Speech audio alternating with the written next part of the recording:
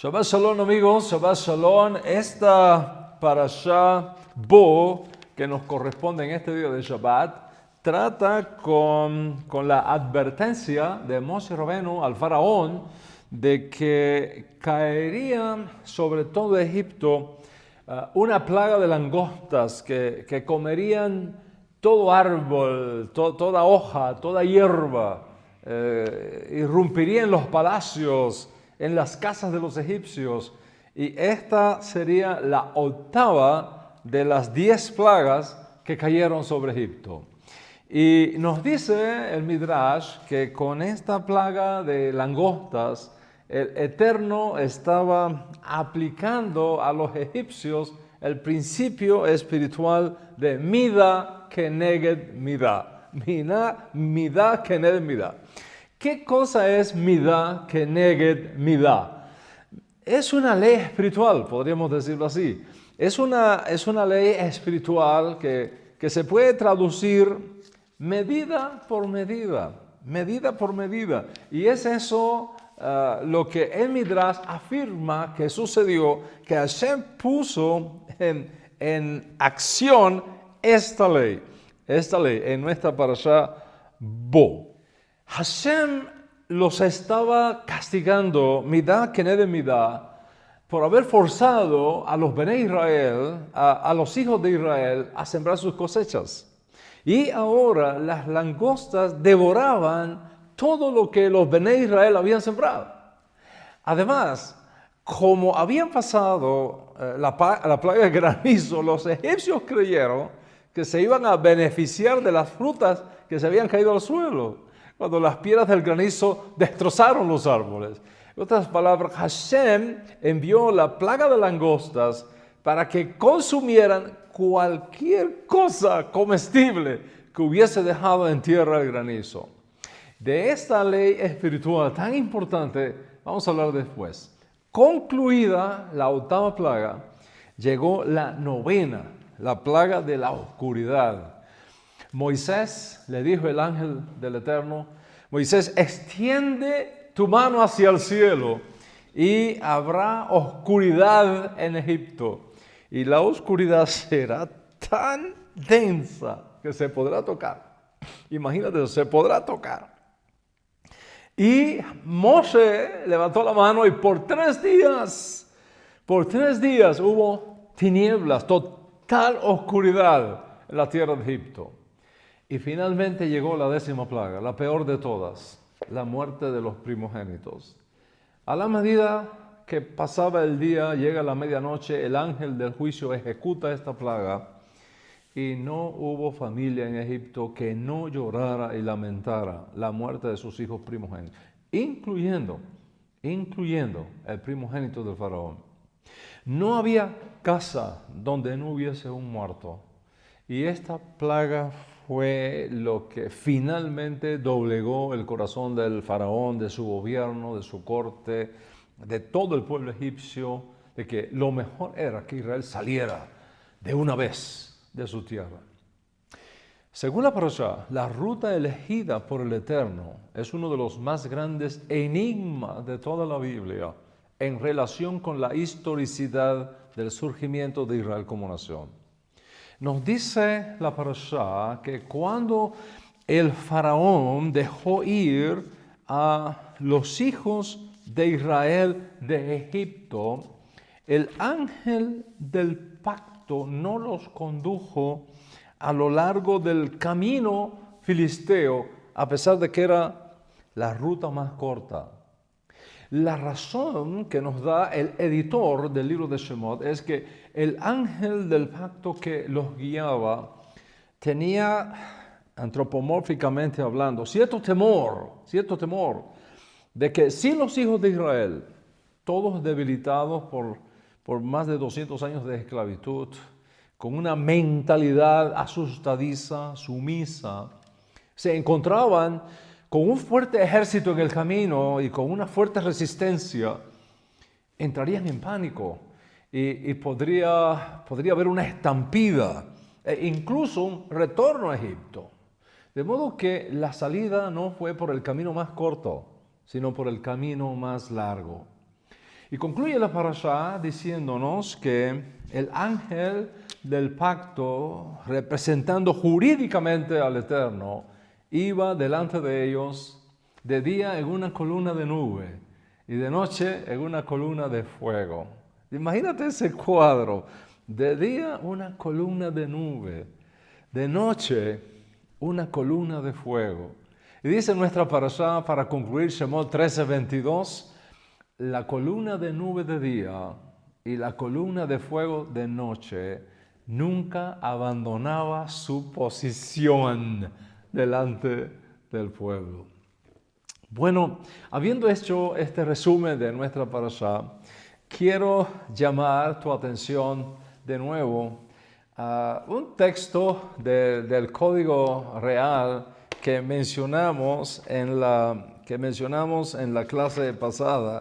Me refiero a Hillel, capítulo 2, el segundo capítulo de Hillel, verso 22, donde se nos narra el tema del Brit Milá de nuestro Santo Maestro cuando tenía 8 días de nacido. Repito, no voy a entrar en los detalles académicos del texto de Hillel, ni no voy a explicar los enormes desafíos textuales que tenemos delante, porque estos asuntos se estudian en el Centro de Estudios Hebraicos Rad Dan Ben Abraham. Para aquellos de ustedes que han decidido conocer en profundidad y académicamente nuestra Sagrada Torah. Pero sí quiero mencionar algo que tiene que ver con la vida de nuestro Rabbi Yeshua. Recuerden que alguien que nos sigue en las redes sociales nos envió una pregunta muy interesante. ¿Cuál es el argumento halágico o bíblico para validar la razón por la cual Yeshua no se casó? Para decirlo de forma simple, ¿se casó o no se casó Yeshua? Y como prometimos tratar este asunto, vamos entonces a hablar del tema.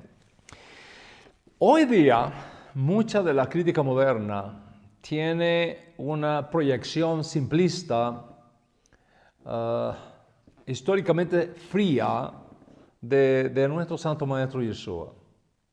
No niegan su historicidad. Por supuesto, ningún historiador que se respete a sí mismo en el mundo, debido a la información que hoy tenemos, se arriesgaría a perder su credibilidad diciendo que Yeshua no existió. Así que no se niega su historicidad, pero la presentan a Yeshua, como te digo, como un simple, no educado campesino de la Galilea. Sin embargo, cuando nosotros estudiamos el Asofen Hamalhuti, cuando nosotros estudiamos el Código Real desde una perspectiva hebrea, nos damos cuenta que lo contrario a la opinión de muchos críticos modernos, Yeshua fue un scholar. Yeshua fue un scholar, un erudito, un sabio de la Torá, un sabio de las escrituras hebreas. Y no solo de la escritura hebrea, sino también de toda la literatura judía de ese periodo que da peso extremadamente vasto a muchas de las enseñanzas de Yeshua. Hay cosas que Yeshua dijo, hay textos, hay literatura que Yeshua menciona que no están en el Tanaj, no están en los escritos de Moisés, no están en los escritos de los profetas, no están en los escritos del resto de la Biblia hebrea. ¿Dónde se encuentran? Se encuentran en ese vasto océano de información intelectual del judaísmo que rodeó su vida. Ese judaísmo fue un judaísmo intelectualmente en expansión. Y el cuerpo de literatura del cual sabíamos y que ahora muchos tenemos, muestra que el maestro no fue simplemente un erudito, no fue simplemente un erudito en términos de la Torá y de la halajá y de la Torá oral, tanto como escrita, sino de todo el periodo, de toda esa vastísima literatura de ese periodo. El malentendido surge en parte debido a la ignorancia que existe acerca de cómo era el judaísmo en los días de Yeshua. Aunque no podemos tener toda la información, absoluta toda la información de cómo era el judaísmo de los días de Yeshua. Hoy tenemos muchísimo más información que hace 20 años atrás, que hace 50 años atrás.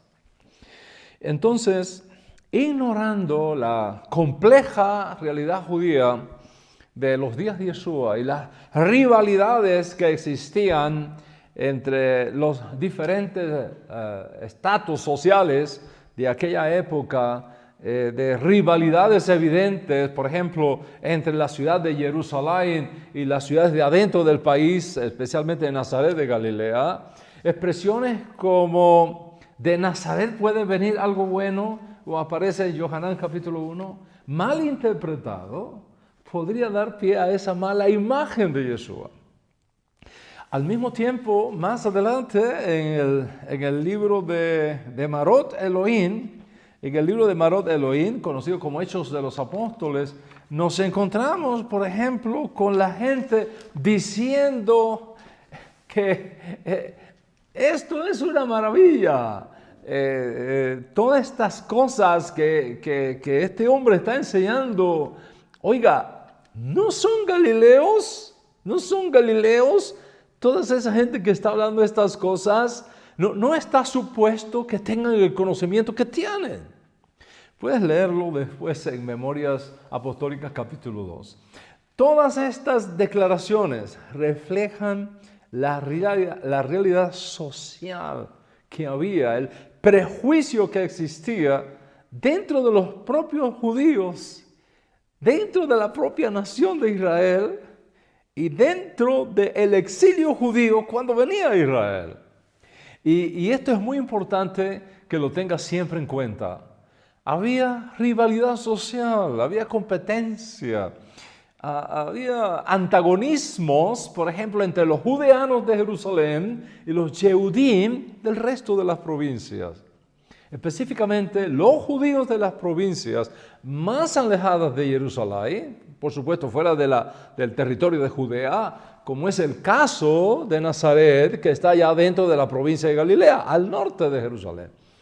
Para los judeanos, es decir, los judíos de Judea, especialmente los judeanos de Jerusalén, que eran los capitalinos. Los judíos de la Galilea eran como Am Haaretz, gente de pueblo, provinciales, aquellos que parecían estar bajo maldición, aquellos que no eran refinados, ni cultos, ni entendidos. Pero ¿sabes qué? Los descubrimientos arqueológicos que ahora tenemos muestran otra cosa. De hecho, todo lo contrario. Y debido a la cantidad de información que ahora tenemos, sabemos, por ejemplo, que los galileos eran más expuestos al mundo exterior que los judeanos de Jerusalén, porque el hecho de vivir en la región cercana hacia Siria, con todas las implicaciones geográficas que eso tiene, los hacía personas más en contacto con la gente de afuera. De hecho, se le llamaba Galilea de los gentiles. La Galilea que en algunas ocasiones contaba con ciudades bien desarrolladas, mientras que por el contrario, Judea era una zona mucho más rural en carácter. Y ese mismo desdén y como rechazo hacia los galileos por parte de los judeanos de Jerusalén se preserva, por ejemplo, en una declaración que aparece en Yohanan capítulo 7, verso 15. Esto es lo que dice el texto. Y se asombraban los Yehudim diciendo, ¿cómo sabe combinar las letras del rollo de la Torá? ¿Cómo sabe combinar las letras del rollo de la Torá con tanta sabiduría sin haber estudiado? Por este texto mal interpretado, muchos eruditos modernos asumen que el prejuicio contra Yeshua era real y que por lo tanto Yeshua era un hombre inculto, no era un hombre educado. Cuando nosotros escuchamos, por ejemplo, a judíos de Judea preguntar luego de oír una clase de Yeshua, ¿cómo este hombre sabe estas cosas? ¿Cómo este hombre puede tener este conocimiento? ¿Cómo este hombre puede combinar todas estas letras de la Torá como lo hace? ¿Cómo este hombre puede sacar tanta información de 3, 4 letras de la Torá? ¿Cómo puede hacerlo sin haber estudiado? Entiéndase, sin haber estudiado en nuestras escuelas de Jerusalén, en nuestras academias reconocidas de Jerusalén. Entonces, cuando se leen estos textos fuera del contexto real del mundo judío de la época de Yeshua, puede dar la idea, leyendo esos textos, da la idea de que Yeshua y sus discípulos fueron gente am haaretz, gente de pueblo, gente sin cultura, gente inculta, diríamos hoy. ¿Y por qué lo afirman? Simplemente por el hecho de que provenían de la Galilea. Contrario al caso, y para sorpresa de los críticos, el estándar de educación y el entrenamiento religioso del judaísmo en la Galilea en muchas ocasiones sobrepasó la calidad de la enseñanza en Judea. No solamente en número de grandes rabinos que surgieron de la Galilea y que en ocasiones excedieron en número a los rabinos de Judea, sino que además de eso, la calidad ética y la calidad moral de su enseñanza todavía se considera, 2000 años después, se considera más refinada que la de los rabinos de la zona rural de Judea.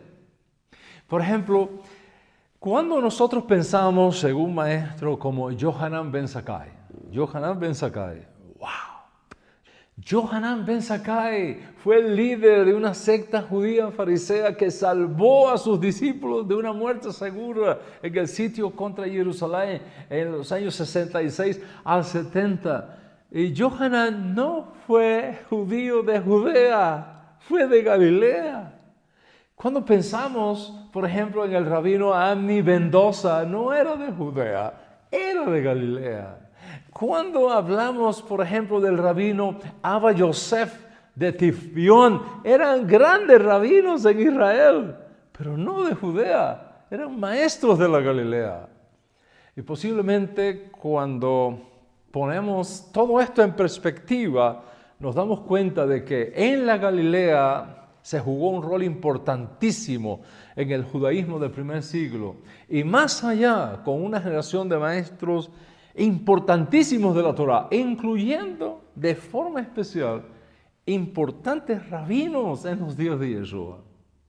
Y por supuesto, sumamos a esto el gran alto nivel de conocimiento, el altísimo respeto de reverencia por las escrituras que tenían los galileos. La realidad es que eran bien conservativos, bien apegados a la esperanza mesiánica de Israel. Y definitivamente el mesianismo nacionalista en Israel floreció, surge y florece en la Galilea más que en la Judea. De hecho, el fundador del movimiento celote, del famoso movimiento celote responsable de la primera revuelta judía contra Roma, era de Galilea. Y la revuelta se inicia en la Galilea, no en Judea. ¿Se recuerda esto? La gran revuelta judía contra Roma, que irrumpe en el año 66 contra la presencia romana en Israel, no se da en Judea, se da en la Galilea. Incluso el comandante en jefe de las fuerzas de Israel en Galilea no fue nada menos que el escritor de la guerra de los judíos, de antigüedad judía, Flavio Josefo. Josefo nace en Jerusalén, nació dentro de la aristocracia, nació dentro de la Keuná, un líder brillante, pero los celotes nacionalistas no lo dejaron en Judea, lo enviaron a la Galilea por la importancia que tenía la Galilea. De manera que cuando nosotros colocamos todo esto en perspectiva, nos damos cuenta que lejos de ser un grupo de ignorantes y lejos de ser una región de incultos, como afirmaban algunos judíos de Judea, Los galileos eran eruditos en la Torá, tenían rabinos de alta calidad, no solo respetados en la Galilea, sino más allá de los límites de esa provincia. Y además de esto, cuando se escribe la Misná, 300 años después, casi 300 años después, y cuando se escribe el Talmud de Yerushalmi, 500 años después, no fue en la Judea. Trata de pensar en esto. 200 años después de Yeshua, cuando comienza a escribirse la Misná, no fue en Jerusalén, fue en Galilea. Piensen en eso, 400 años después de Yeshua, cuando casi está por concluirse el Talmud Yerushalmi, no fue en Jerusalén, no fue en Judea, fue en la Galilea. De modo que cuando escuchamos hablar a los críticos modernos de que Yeshua era un inculto, un campesino de la Galilea, etc., tomando estos textos que encontramos en el Código Real y sacándolo de su contexto, entonces nos damos cuenta del grave error que se comete. En ninguna manera eran los galileos judíos inferiores o judíos que no tenían los grandes estándares de maestros de Torá como el judío de Judea. Por tanto, para hablar de si Yeshua se casó o no, primero tenemos que colocar el contexto sociocultural de esa área donde él nació y donde él se crió. Una vez aclarado esto, podemos entonces movernos un poco más para mirar en el dabar de la infancia de Yeshua, el asunto de la infancia de Yeshua. Cuando nosotros miramos cuidadosamente la información que tenemos del Código Real, se dice muy poco acerca de la infancia de Yeshua. Desde el tiempo del nacimiento hasta que él aparece en el templo de Jerusalén a la edad de 12 años, no tenemos mucha información. Y tampoco tenemos información de él desde que regresa con sus padres a Nazaret, descendiendo de Jerusalén después de toda esa experiencia, incluso traumática del templo, cuando el Ribi tenía 12 años de edad. No sabemos más nada de él. Por lo menos no desde el Código Real. No se nos dice absolutamente más nada de él hasta que lo encontramos ya hecho adulto, aproximadamente de 30 años, cuando él inicia su abordaje en público en Israel. Sin embargo, la educación y las diferentes etapas en la vida de un judío típico en los días de Yeshua está bien documentada en varias fuentes judías.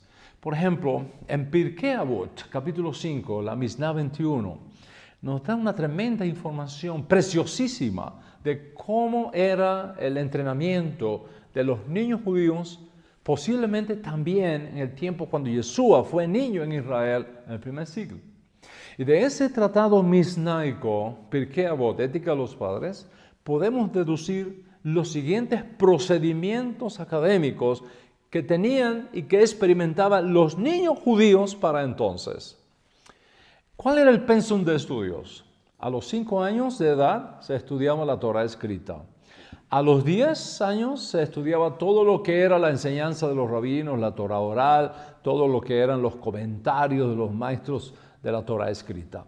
A los 12, 13 años se declaraba sujeto a los mandamientos, lo que hoy día llamaríamos Bar Mitzvah, es a los 13 años. A los 15 años se estudiaba la parte más difícil de la jurisprudencia judía, que eran las leyes rabínicas, las decisiones rabínicas que se habían realizado a todo lo largo de la historia de Israel, cuáles eran los precedentes, por qué los jueces de Israel, los profetas de Israel legislaron ciertas cosas en ciertos momentos, cómo lo hicieron, por qué lo hicieron y qué precedente crea eso para nosotros. Eso a los 15 años. A los 18 años se entraba, y esto nos interesa muchísimo, dice Pirkei Avot que a los 18 años se entraba bajo el palio nupcial. A los 20 se sostenía la familia con un oficio y un trabajo digno, y a los 30 años se alcanzaba el máximo de la fuerza del esplendor de un varón judío.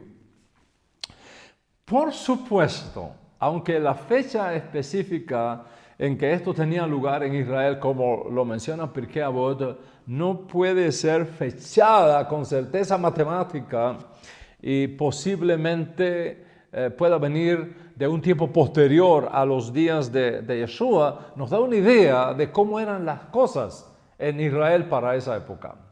Además, hay muchísimos otros textos en las fuentes rabínicas que indican la importancia que la familia judía en Israel colocaba sobre la educación. Y eso nos provee luz de cómo fue, qué pasó con el joven Yeshua sus primeros años de su vida en Israel.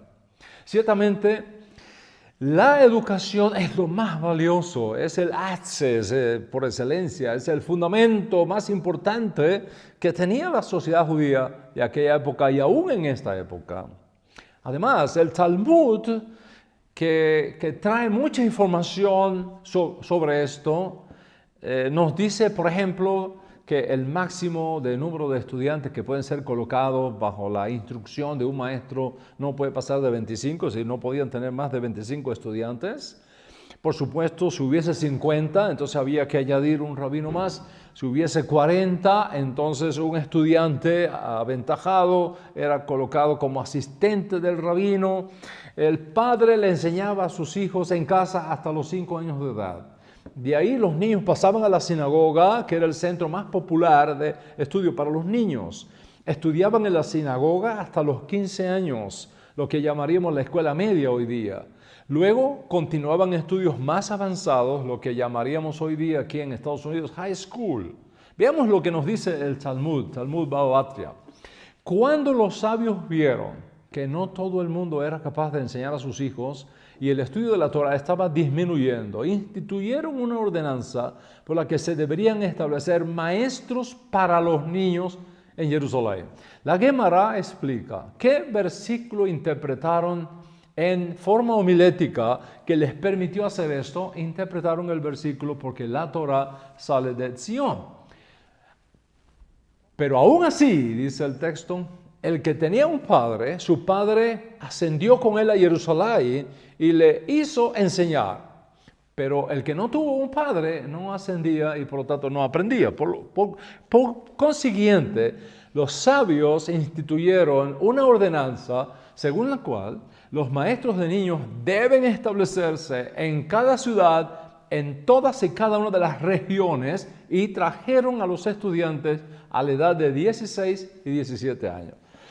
Esta pieza talmúdica nos provee de una información valiosísima, porque nos indica de cómo era la educación, el valor de la educación, la manera como funcionaba la educación en la vida judía de aquella época. Una sinagoga, por ejemplo, en el primer siglo, usualmente se usaba como el Bet Sefer, lo que nosotros llamaríamos hoy la escuela elemental. La sinagoga se usaba también como Bet Midrash, es decir, la escuela media, la escuela secundaria, en la cual los niños estudiaban, según iban creciendo, iban estudiando Torah, iban estudiando las tradiciones orales, como ya mencioné previamente. Esto quiere decir que la educación formal terminaba aproximadamente a la edad de 12 años, 13 años en los niños más avanzados, a los 12 años, normalmente a los 13 años. A partir de ahí, los niños entraban en la edad adulta, ya fuesen como practicantes de algún oficio que aprendieron con sus padres o desarrollando algún negocio propio. Recordemos que los niños judíos a la edad de 12 años ya se consideraban adultos dentro de la comunidad, responsables de sus hechos delante de Hashem.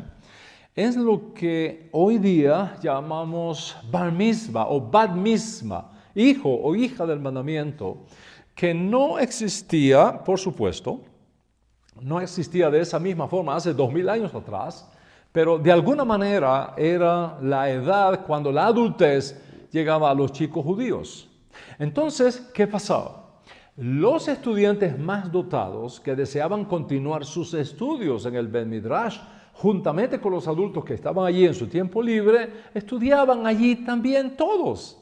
No obstante, y esto es un punto importantísimo reconocerlo, los estudiantes más avanzados normalmente dejaban su hogar para irse a estudiar con algún rabino famoso. ¿Qué ¿Qué hacía este estudiante para autosostenerse? ¿Cómo se autosostenía?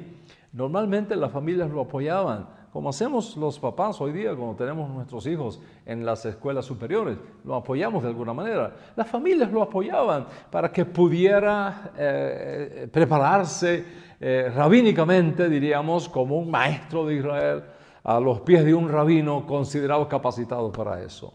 Solamente entraban en esa dimensión de estudio profundo de la Torá estudiantes que, como decimos hoy día, tenían cabeza para los estudios avanzados en el judaísmo. Estudiantes que tenían cerebro para eso, eran normalmente asistidos por sus propias familias, por sus amigos, mientras se capacitaban en una yeshiva de la época, normalmente en la casa de algún maestro reconocido, dirigiendo todo ese proceso. En el tiempo libre, estos rabinos estudiantes, estos Talmid Jajam, se ganaban la vida haciendo algún trabajo part-time a medio tiempo. Y creo que es oportuno aquí romper con uno de los paradigmas populares más establecidos en Occidente en relación con la sinagoga. En Occidente la gente tiene la idea de que la sinagoga era un lugar de adoración, que era un lugar considerado más importante o separado de las escuelas regulares. Ese no es el caso en Israel. No te olvides que en Israel la educación era religiosa. La educación en la sinagoga era una educación sagrada. Y debido a eso, el Bet Midrash se le da un lugar prominente, incluso en ocasiones más prominente que a la sinagoga. No porque la educación fuese más valorada que la adoración, sino por causa de que en el judaísmo no hay distinción entre estudiar Torah y adorar a Hashem como nosotros vemos en Occidente. De hecho, en la fe judía del primer siglo, como en la nuestra, que conoce estas cosas, la educación y la enseñanza de la Torah y el estudio de la Torah se considera una forma de adoración, de hecho, la forma de adoración más alta que existe. Entonces, el judaísmo siempre ha visto y ha sostenido que el estudio de la Torah supera cualquier otro mandamiento. ¿Por qué? Porque en la misma medida que tú estudias Torah y tú conoces Torah, puedes guardar los mandamientos, de manera que no hay contradicción ninguna entre una cosa y la otra. Y creo que ahora tenemos un cuadro mucho más real, más histórico, de cómo debió ser la infancia, la adolescencia y la juventud de Yeshua, exactamente igual a la del resto de los niños, jóvenes y adultos de sus días. La pregunta obligada es, ¿se casó Yeshua? ¿Tuvo hijos? Hemos dicho algo importante que nos viene de Pirkei Avot y de lo cual podemos deducir qué pasó con Yeshua. Primero, Yeshua a los 5 años de edad estudiaba la Torá escrita. Segundo, Yeshua a los 10 años estudiaba todo lo que era la enseñanza de los rabinos, la Torá oral, todo lo que eran los comentarios, los maestros de la Torá, etc. Yeshua a los 12, 13 años se declaraba sujeto a los mandamientos, lo que hoy día llamamos Bar Mitzvah, hijo del mandamiento. Yeshua a los 15 años estudiaba la parte más difícil de la jurisprudencia judía, que eran las leyes rabínicas, las decisiones rabínicas que se habían realizado en todo lo largo de la historia de Israel hasta sus días. A los 18 años, Yeshua debió haber entrado en contrato matrimonial con una hija de Israel, como era la costumbre del pueblo judío en sus días. Y aproximadamente 2 años más tarde, Yeshua debió haber entrado bajo el palio nupcial cuando tenía sus 20 años, sosteniendo su familia con su oficio alcanzado durante su niñez. Observa que transcurren 2 años entre la firma del contrato matrimonial y la consumación del matrimonio. Y eso está en línea con las Escrituras, porque según la ley de la Torá, el matrimonio es un proceso que se realiza en 2 pasos o etapas. La primera etapa se llama Kiddushim y el segundo paso se conoce como Nisuim. O sea, Kiddushim se traduce comúnmente como compromiso, pero en realidad Kiddushim es lo que hace que la novia y el novio sean marido y mujer con pleno derecho. sea, normalmente, 2 años después, entonces se consumía el matrimonio mediante Nisuim. O sea, todo indica que Yeshua inicia su servicio público al Eterno cuando tenía 30 años de edad. En Bereshit, capítulo 1, verso 28, Dios Altísimo le dio a la primer pareja humana la instrucción de casarse y multiplicarse. Y ese mandamiento de la Torá de crecer y multiplicarse ha sido muy tomado en serio por el judaísmo. Normalmente las familias judías observantes son muy numerosas. La familia de Yeshua era muy numerosa. Además de Yeshua, el primogénito, sus padres Joseph y Miriam trajeron al mundo a Jacob ben Yosef, a Shimón ben Yosef y a Yehuda ben Yosef, el más pequeño de los varones de sus hermanos. Pero además, según nuestros masoretas canónicos, Miriam dio a luz varias hijas, hermanas de Yeshua, aunque no se nos mencionan sus nombres. Esto significa que, por mínimo, Yeshua fue el primero de al menos 7 u 8 hermanos. En total, unas 10 personas conformaron el núcleo familiar de Yeshua, una familia bastante numerosa. Lógicamente, la familia de Yeshua era bien apegada al principio de Bereshit, dado a todos los hombres, creced y multiplicaos. Y por tanto, podríamos decir que Yeshua nace y es criado en una familia observante según las normativas de la observancia en aquellos días. Cuidado, no podemos decir que la familia de Yeshua era ortodoxa, porque lo que nosotros llamamos judaísmo ortodoxo hoy día, nada tiene que ver con lo que era el judaísmo observante en los días de Yeshua. Son 2 cosas distintas, 2 mundos diferentes. El judaísmo ortodoxo que nosotros conocemos hoy día no fue conocido para nada en los días de Yeshua. Recuerda que la ortodoxia judía de nuestro tiempo es un invento social, es una innovación religiosa que surge en el judío romano posterior a la destrucción de Jerusalén en el año 70 y que nada tiene que ver con lo que llamamos observancia judía en los días de Yeshua. Aclarado esto, no obstante, hay que decir que aún en nuestros propios días, las familias judías más numerosas siempre son las observantes, donde el principio de Bereshit 1:28 se hace carne, se hace realidad. Y basado en esto, los rabinos siempre han enfatizado la importancia de perpetuar la raza humana en la tierra. La pregunta que nos hacemos es la siguiente: ¿no sería una sorpresa que Yeshua, que se destaca por su apego a la Torá escrita y oral de sus días, hubiese pasado por alto este mandamiento de la Torá de casarse para crecer y multiplicarse en la tierra, que era la práctica común de su pueblo en sus días? Lo más probable es que así fuese, lo más probable es que así fuese. Y no tendría nada malo, no hubiese sido ninguna violación de algún mandamiento, ni nada extraño para el Mesías de Israel. Mis amigos, en el judaísmo, el matrimonio no es una autorización para pecar. En el judaísmo el matrimonio no es un pecado permitido, no es tampoco una degradación humana, todo lo contrario, es algo puro y sagrado. Fue la iglesia cristiana cuando, siguiendo la teología de Agustín de Hipona, vendieron al mundo occidental la falsa idea de que el pecado se transmite de padres a hijos mediante las relaciones sexuales. Y lógicamente, si el pecado se transmite sexualmente, el matrimonio es visto como la fuente de perpetuación del pecado original. Y es por eso que para la iglesia es críticamente importante que Yeshua no haya sido el fruto de una relación sexual de sus padres, porque de haberlo hecho, según la iglesia, Yeshua habría sido pecador, un pecador más como el resto. Y es por eso que la iglesia introduce luego la idea del celibato para sus sacerdotes como una forma superior, como una forma más sagrada de la existencia, cuando tal idea es absolutamente contraria a la Torá. Creer que Yeshua no tuvo padre humano y que solamente tenía la genética humana de su madre es un serio problema genético y teológico. Porque miren, pretendiendo proteger a Yeshua, en realidad lo destruyen. Porque no es Dios como la iglesia quiere que sea, ni es hombre como lo anuncia. Un Dios humano no es Dios. Y un hombre sin los 23 cromosomas aportados por su padre no es realmente un hombre.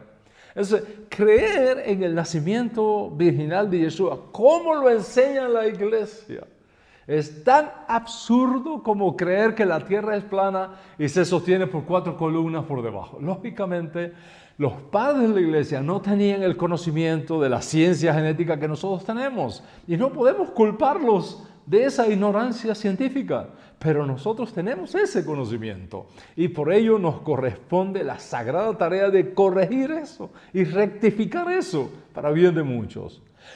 Que Yeshua haya sido engendrado de papá y mamá, como ordena la Torá, no afecta en lo absoluto su estatus mesiánico, ni afecta en lo absoluto su rol como agente de redención para Israel y para el mundo. Es aprender a ver a Yeshua con ojos judíos, no con ojos romanos, con lentes hebreos, no helenistas. De la misma manera, el celibato no es una forma más sagrada y elevada de vida. Creer esto es como seguir creyendo que la tierra es cuadrada. El matrimonio no es un pasaporte para pecar. No podemos enseñar estas cosas.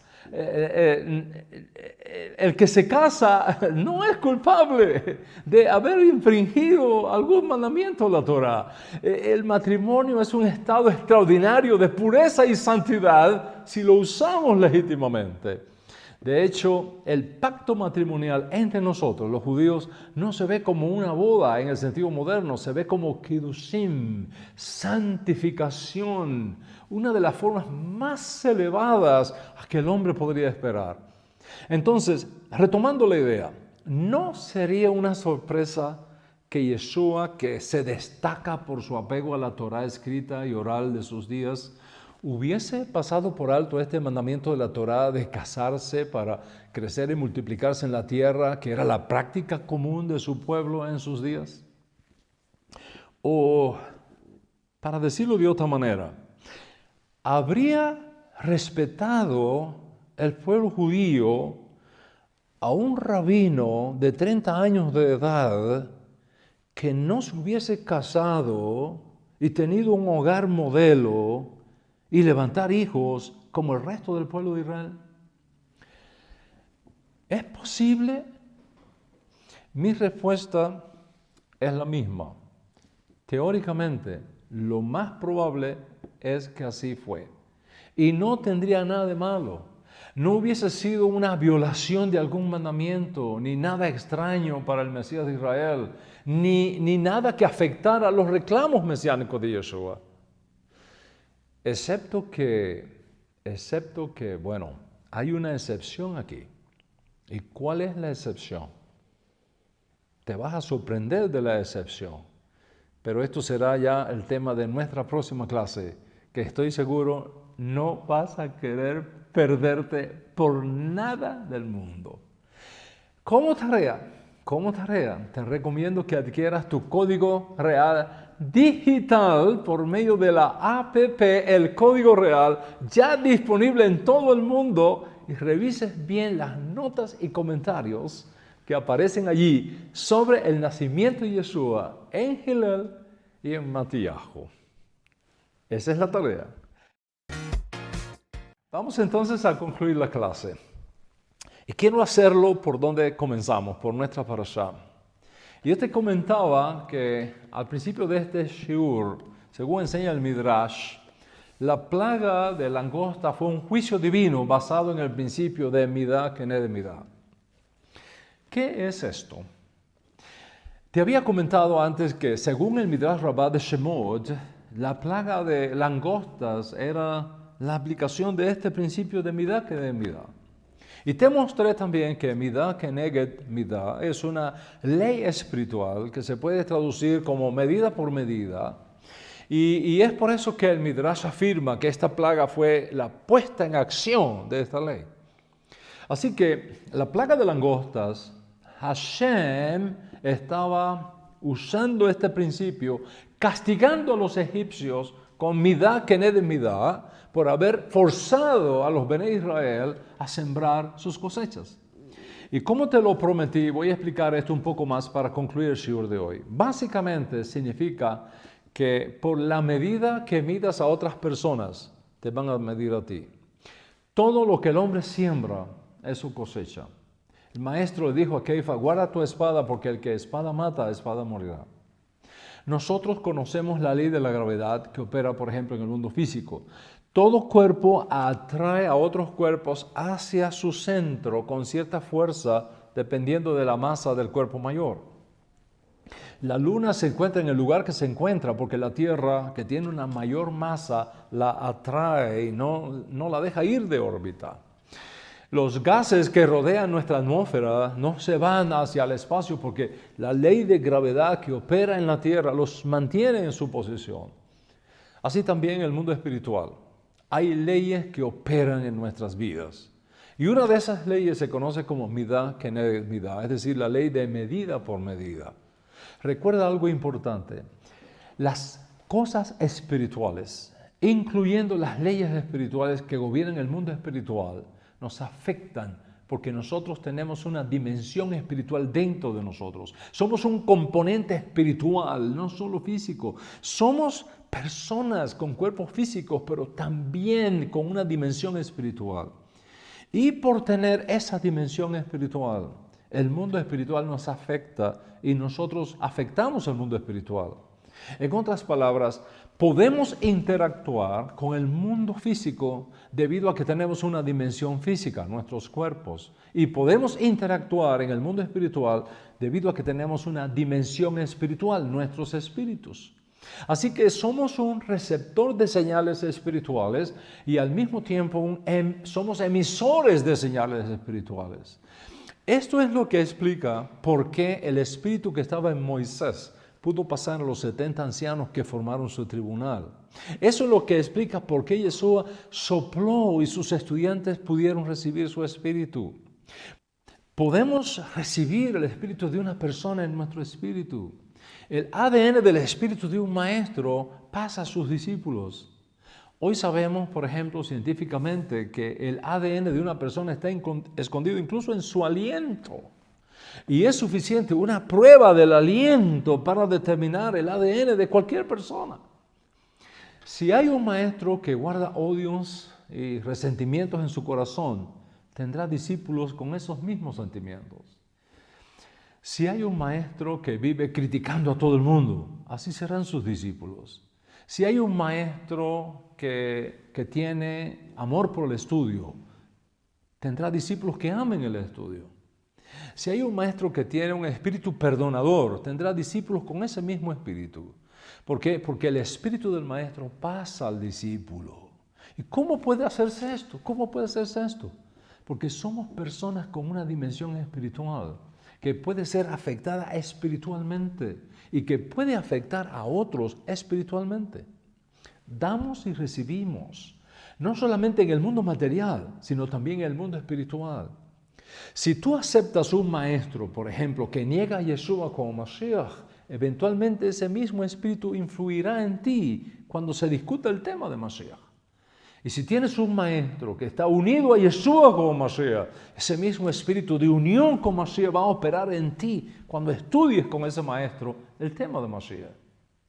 En este mundo espiritual es donde opera la dimensión de la mente. La mente es como una expresión de espiritualidad. Los pensamientos que tú generas son importantes. Los pensamientos emiten energía y reciben energía. Por tanto, es imprescindible que nuestros pensamientos promuevan la luz, la paz, la verdad, la honestidad.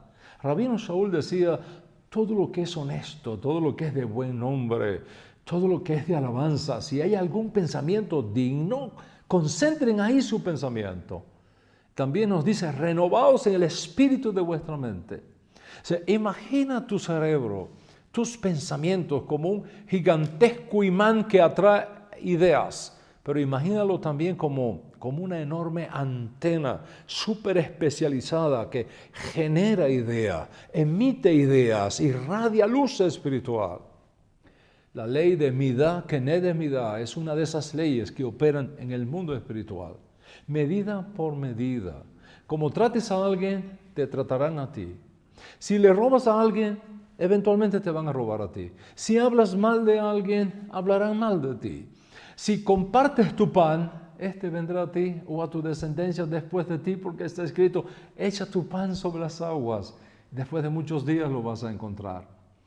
Todo el bien que hagas finalmente se va a convertir en un gran bien que vendrá sobre ti. Como dijo el maestro, dad y se os dará, medida buena, remecida y rebosando, darán en tu seno, porque con la misma medida que midas, te medirán. No podemos ignorar esta ley. Serás recompensado por el Shamayim en correspondencia a la manera como recompensas a los demás. Maltratas a alguien, traicionas a alguien, robas a alguien, engañas a alguien, tarde o temprano te van a hacer lo mismo. Las 10 plagas que Hashem envió sobre los egipcios y que forman parte del estudio de nuestra parashá, solo pueden ser comprendidas si tenemos presente este principio de midá keneged midá. Es decir, cada plaga fue una respuesta personalizada a una determinada maldad que los egipcios impusieron sobre los hijos de Israel. Por otro lado, tenemos a Miriam, la hermana mayor de Moisés, esperó pacientemente junto al Nilo para asegurarse que su hermanito no se ahogara en el río ni fuese comido por los cocodrilos. ¿Qué pasó con ella más tarde? Más tarde, cuando fue disciplinada por Hashem en lo relacionado con la murmuración contra Moisés, encontramos que el pueblo de Israel esperó por ella 7 días, y no la abandonó en el desierto. Así como ella esperó por Moisés, muchos años después, todo un pueblo esperó por ella. Hillel de Babilonia, hay una historia muy bonita de Hillel de Babilonia que documenta Pirkei Avot. Dice que viajaba un día cerca de un río y vio el cadáver de un hombre flotando en el agua. Quedó mirándolo y dijo, por cuanto ahogaste a otros, te ahogaron a ti, y los que te ahogaron a ti, ahogados serán. Midá keneged midá. El más aventajado discípulo del Rabino Shaul de Tarso, dijo una generación después de Yeshua, Dios Altísimo no puede ser burlado. Todo lo que el hombre siembra, eso es lo que ciega. Y los sabios del Midrash, varios siglos después de Yeshua, varios siglos después del Rabino Shaul, enseñaron que por cuanto Jacob engañó a su padre, haciéndose pasar por su hermano, más tarde Labán lo engañó haciendo pasar a su hija Lea por esposa de Raquel. Siendo midá keneged midá, una ley espiritual, opera tanto a nivel positivo cuando hacemos cosas meritorias, como a nivel negativo cuando hacemos cosas incorrectas. Y opera en todos los tiempos, no solamente en el pasado, sino también en el tiempo presente. Para terminar, quiero contarte una anécdota de la vida real del siglo XXI que pienso ilustra este principio.